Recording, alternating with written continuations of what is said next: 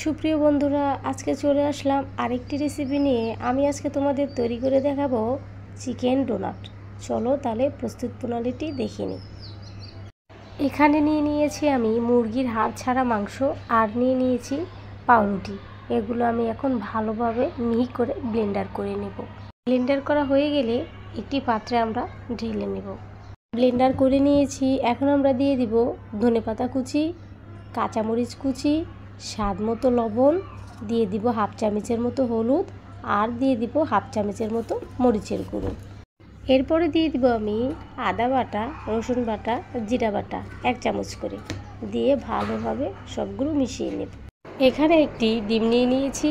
এই ডিমটাকে আমি ভালোভাবে ফেটিয়ে নেব, আর তাতে দিয়ে দিব আমি হাফ চামচের মতো লবণ। আর কিছু বিস্কুট নিয়ে নিয়েছি, এই বিস্কুটগুলো আমি গুঁড়ো করে নিয়েছি। এখন আমি হাতে একটু তেল মেখে নিয়ে ডোনাট আকারে শেপ করে নেব, ঠিক এইভাবে। চুলায় একটি প্যান বসিয়ে দিয়েছি। এখন আমি দিয়ে দিব তেল। তেলটা গরম হয়ে গিয়েছে। এখন আমি ডোনাটগুলো ডিমে ভিজিয়ে বিস্কুটের গুঁড়ায় গড়িয়ে দিয়ে দিব ফ্রাই হওয়ার জন্য। সবগুলো ডোনাট দিয়ে দিয়েছি। এখন আমি হালকা আছে ডোনাটগুলো লালচে করে দুপাশে ভেজে নেব। ডোনাটগুলো ভাজা হয়ে গিয়েছে। এখন আমরা নামিয়ে পরিবেশন করে নেব। তৈরি হয়ে গেল আমাদের চিকেন ডোনাট। এটা কতটা সুস্বাদু হয়েছে তা বাসায় একবার ট্রাই না করলে বুঝতেই পারবে না।